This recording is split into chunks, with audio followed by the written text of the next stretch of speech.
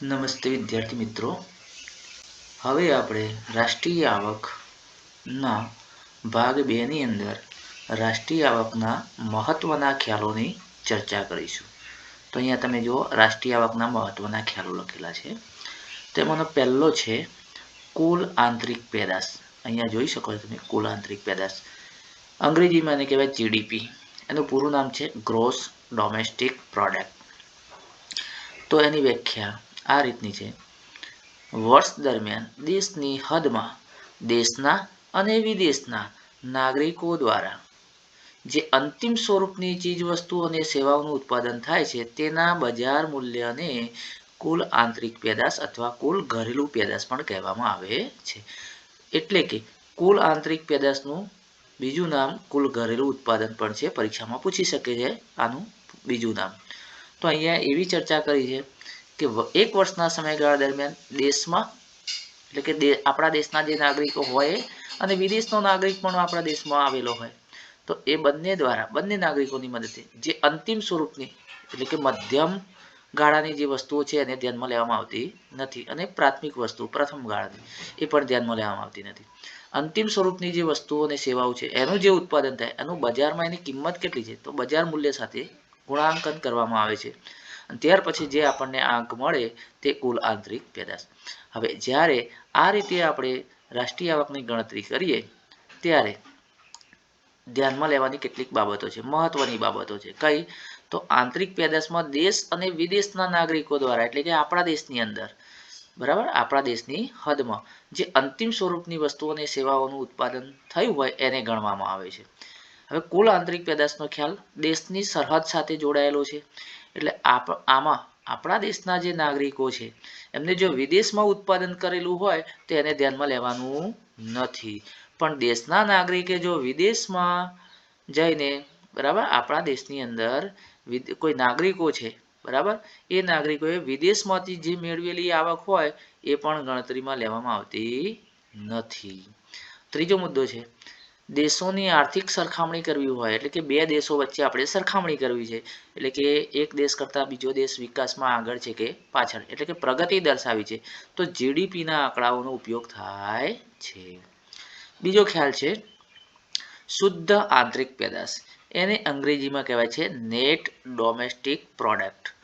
હવે આની વ્યાખ્યા આપણે જોઈએ તો ઉત્પાદનની પ્રક્રિયા જે થાય એ દરમિયાન સાધનોને લાગતો જે ઘસારો છે એને કુલ આંતરિક પેદાશમાંથી બાદ કરવામાં આવે છે. કુલ આંતરિક પેદાશ એટલે શું? તો આપણે અહીંયા જોયું જીડીપીમાંથી ઘસારો બાદ કરો ત્યારે આપણને શું મળશે? શુદ્ધ આંતરિક પેદાશ મળશે. એને એનડીપી પણ કહેવાય અને એનું સૂત્ર છે જીડીપીમાંથી માઇનસ ઘસારો બાદ કરો એટલે આપણને એનડીપી મળે. હવે ઘસારો કોને કહેવાય? આ ઘસારો જે આપણે બાદ કરવાની વાત કરી એ ઘસારો કોને કહેવાય? તો ઉત્પાદનની પ્રક્રિયા જ્યારે શરૂ થાય ત્યારે સાધનોનો જે વપરાશ કરીએ એટલે કે યંત્ર હોય, મકાન હોય કે ઓજારો છે તો આ મૂડી સાધન કહેવાય. એને ઘસારો લાગે. ઘસારો મતલબ કે એને અમુક સમય પછી સાધનો બેકાર થઈ જાય બરાબર. બેકાર એટલે કે કામ વગર ન થાય, બિનઉપયોગી થાય એટલે સાધનોને બદલવા પડે અથવા તો નવી ટેકનોલોજી આવે તો જૂની ટેકનોલોજીના જે સાધનો છે એ પણ બેકાર થઈ જાય તો એ બધાને મૂડી ઘસારો કહેવાય. તો એ ઘસારાને બાદ કરવાનો છે ત્યારે આપણને શું મળશે? શુદ્ધ આંતરિક પેદાશ મળશે. ત્રીજો છે કુલ રાષ્ટ્રીય પેદાશ જેને જીએનપી કહેવાય. ગ્રોસ નેશનલ પ્રોડક્ટ એનું પૂરું નામ છે. તો વર્ષ દરમિયાન દેશના નાગરિકોએ ઉત્પન્ન કરેલી જે વસ્તુઓ અને સેવાઓ છે એનું નાણાકીય મૂલ્ય કુલ રાષ્ટ્રીય પેદાશ. યાદ રાખજો. હવે આની અંદર શું ધ્યાનમાં લેવાનું છે? તો દેશના નાગરિકો અને વિદેશના નાગરિકોએ દેશની હદમાં જે ઉત્પાદન કરે એ કાચી આંતરિક પેદાશ કહેવાય બરાબર. એટલે કે દેશના નાગરિકોએ વર્ષ દરમિયાન જે ઉત્પાદન કરે છે દેશની અંદર એક વર્ષના સમયગાળા દરમિયાન એનું જે મૂલ્ય હોય એની જે બજાર કિંમત એ જે બજાર કિંમત આવે ઉત્પાદનની એનો સરવાળો કરવાનો એટલે આપણને કાચી રાષ્ટ્રીય પેદાશ મળે. ચાલો, દેશના નાગરિકોએ દેશની હદમાં ઉત્પાદન કર્યું છે કે સરહદની બહાર ઉત્પાદન કર્યું છે તે મહત્વનું નથી, પણ આપણા દેશના નાગરિકોએ ઉત્પાદન કરેલું છે ને એટલે ધ્યાનમાં લેવાનું. એટલે કે આપણા દેશનો નાગરિક વિદેશની ધરતી ઉપર ઉત્પાદન કરે તો પણ એ ગણતરીમાં લેવાનું, એવો આનો અર્થ થાય છે. આપણા દેશમાં ઉત્પાદન થાય તો લેવાનું જ, પણ આપણા દેશના નાગરિકો અન્ય દેશમાં ઉત્પાદન કરે વસ્તુનું તો એ પણ ગણતરીમાં લેવાનું. ક્યારે? જ્યારે કુલ રાષ્ટ્રીય પેદાશની ગણતરી કરવામાં આવે ત્યારે જીએનપીની ગણતરી થશે ત્યારે વિદેશની ધરતી ઉપર આપણે ઉત્પાદન કર્યું હશે તો ધ્યાનમાં લેવાશે. હવે આ રીતે જ્યારે રાષ્ટ્રીય આવક ગણતરી થતી હોય ત્યારે એમાં પણ મહત્વની બાબતો છે. જો જીએનપીમાં માત્ર, બરાબર, જીએનપી એટલે કુલ રાષ્ટ્રીય પેદાશ, તો એની અંદર કે ચાલુ વર્ષનું ઉત્પાદનનું મૂલ્ય ગણાય છે. એટલે કે હાલમાં કયું વર્ષ ચાલુ છે? જેમ કે 2024નું વર્ષ ચાલુ હોય તો અગાઉનું વર્ષ એટલે કયું? 2023, તો એનું ઉત્પાદનનું મૂલ્ય ગણવામાં આવશે નહીં. હવે કે કુલ આંતરિક પેદાશમાં વિદેશમાં રહેતા જે આપણા નાગરિકો છે એની આવક ઉમેરવામાં આવશે. તો આપણા દેશમાં બીજા દેશના કોઈ નાગરિકો હોય અને એ જો કમાણી કરે તો એ આવકને બાદ કરીશું, કારણ કે આપણા દેશની વિદેશમાંથી ઉમેરીએ છીએ તો ભારત દેશમાં વિદેશ નાગરિક હોય તેની આવક આપણે માઇનસ કરવી પડશે, તો આપણને સાચી આવક મળશે. ટૂંકમાં અહીંયા આપ્યું છે કે જીએનપી બરાબર જીડીપી તો ખરું જ, વત્તા વિદેશમાંથી મળેલી ચોખ્ખી આવક. એટલે આયાત કરી હોય તે અને નિકાસ કરી હોય એની ચૂકવણી કરવાની. આયાતમાં અને નિકાસની બાદબાકી કરો એટલે જે આંકડો મળે એને ચોખ્ખી આવક કહેવાય. બરાબર, એ આપણે ઉમેરીશું એટલે તરત આપણને જીએનપી મળી જશે. મોટે ભાગે જ્યારે પણ કોઈ સામાન્ય વ્યવહાર થતો હોય ત્યારે જીએનપીના આંકડાઓ છે એને ધ્યાનમાં લેવામાં આવતા હોય છે. ત્યાર પછી આગળનો અગત્યનો મહત્વનો ખ્યાલ છે શુદ્ધ રાષ્ટ્રીય પેદાશ, નેટ નેશનલ પ્રોડક્ટ, એનએનપી એનું ટૂંકું નામ છે. પૂરું નામ પરીક્ષામાં પૂછી શકે છે. તો શુદ્ધ રાષ્ટ્રીય પેદાશ કોને કહેવાય? તો વર્ષ દરમિયાન જે આપણા દેશના નાગરિકો છે, દેશના નાગરિકોએ ઉત્પન્ન કરેલી વસ્તુઓ અને સેવાઓના નાણાકીય મૂલ્યમાંથી ઘસારો બાદ કરીએ અને પછી જે શેષ વધે એને શુદ્ધ રાષ્ટ્રીય પેદાશ કહેવાય. એની પણ અહીંયા મહત્વની બાબતો છે. જીએનપીમાંથી ઘસારો બાદ થયા પછી ચાલુ વર્ષના ઉત્પાદનનું મૂલ્ય એટલે એનએનપી.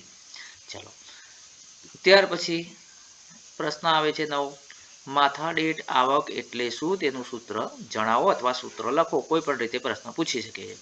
તો માથાદીઠ આવક કોને કહેવાય? તો આપણે આ તો પ્રશ્ન તમે 10મા ધોરણમાં પણ ભણી ગયા છો. સમાજ વિદ્યામાં આવતું હતું કે દેશની જે કુલ રાષ્ટ્રીય આવક છે અને એ દેશની કુલ વસ્તી વડે ભાગીએ અને આપણને જે સરેરાશ મળે, એવરેજ મળે, એને આપણે માથાદીઠ આવક કહીએ છીએ. માથાદીઠ આવક શોધવાનું સૂત્ર અહીંયા આપેલું છે. કુલ રાષ્ટ્રીય આવક દેશમાં જે તે દેશની કુલ વસ્તી. અહીંયા ભારત દેશનું એક ઉદાહરણ તરીકે લીધું છે કે માન લો કે ધારો કે કોઈ એક દેશની અથવા કોઈ એક દેશની કોઈ એક વર્ષની આવક, માન લો કે ભારત દેશની વાત કરીએ તો 60,000 કરોડની વસ્તી છે અહીંયા, બરાબર, અને તે વર્ષની 60,000 કરોડની આવક છે, રાષ્ટ્રીય આવક, બરાબર, અને એ દેશની વસ્તી છે કેટલી?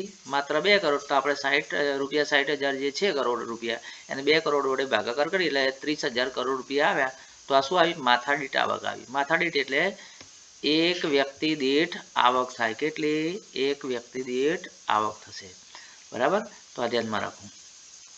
હવે માથાદીઠ આવક જ્યારે ગણવામાં આવે ત્યારે જોવા ધ્યાન રાખજો, અહીંયા માથાદીઠ આવક માત્ર ચાલુ વર્ષના ભાવે જો આપણે ગણતરી કરીશું, ચાલુ વર્ષે કેટલા ભાવ છે વસ્તુઓના એના આધારે જો ચાલુ ભાવે માથાદીઠ આવક કહેવાય. જો પાયાનું વર્ષ ધ્યાનમાં લેવામાં આવે, પાયાનું વર્ષ એટલે એવું વર્ષ કે જે વર્ષમાં વસ્તુના ભાવો સ્થિર રહ્યા હોય, એટલે ભાવોમાં વધઘટ થઈ હોય નહીં. મોટી વધઘટ ના થઈ હોય પણ નાના એવા ભાવ વધારા થયા હોય. તો એવી રીતે વસ્તી આપણે રાષ્ટ્રીય આવકની માથાદીઠ આવકની ગણતરી કરીશું તો એ સ્થિર ભાવે માથાદીઠ આવક કહેવાય. બીજા શબ્દોમાં અહીંયા વાત કરી છે કેવી રીતે? તો જો માથાદીઠ આવક વધે તો સમજી લેવાનું કે નાગરિકોને વસ્તુને સેવાઓની વધારે વપરાશ કરે છે એમ કહેવાય, અને વસ્તુની સેવાનો વધારે વપરાશ કરે તો સમજી લેવાનું લોકોનું જીવન ધોરણ કેવું છે? ઊંચું છે એવું કહી શકાય. હવે જ્યારે આપણે અહીંયા માથાદીઠ આવક જ્યારે શોધવામાં આવતી હોય ત્યારે કેટલીક બાબતો ધ્યાનમાં રાખવી જરૂરી છે. તો અહીંયા મહત્વની બાબતો આપી છે. શું ધ્યાનમાં રાખીશું આપણે? તો રાષ્ટ્રીય આવકનો જો વૃદ્ધિ દર છે એના કરતાં જો વસ્તી વૃદ્ધિનો દર ઊંચો હોય તો સમજી લેવાનું કે માથાદીઠ આવક ઘટે, કારણ કે વસ્તી વધે છે એટલે આવક વેચાય છે એટલે માથાદીઠ આવક નીચી આવે. માથાદીઠ આવક એ શું છે? સરેરાશ માપ છે. સરેરાશ છે એટલે રિયલમાં આપણે જોવા જઈએ તો કોઈ વ્યક્તિની આવક અહીંયા 30,000 આવી માથાદીઠ આવક, તો કોઈની 30,000 કરતાં વધુ હોય, કોઈની 30,000 કરતાં ઓછી હોય. આ સરેરાશ છે એટલે કે દેશમાં એક વ્યક્તિ દીઠ આટલી આવક ભાગે આવે છે, પરંતુ એવું હોતું નથી. સરેરાશ માપ છે, કોઈની એના કરતાં વધુ અથવા ઓછી હોઈ શકે છે. દેશમાં આવકની વહેંચણી બદલાવા છતાં માથાદીઠ આવકમાં કોઈ ફેરફાર થતો નથી. આવકની વહેંચણી એટલે ધનિકો વધારે ધનિક બને, ગરીબ વધારે ગરીબ બને, તો આવક તો દરેકના ભાગે માથાદીઠ આટલી જ આવે, કોઈની વધી કે કોઈની ઓછી હોઈ શકે છે.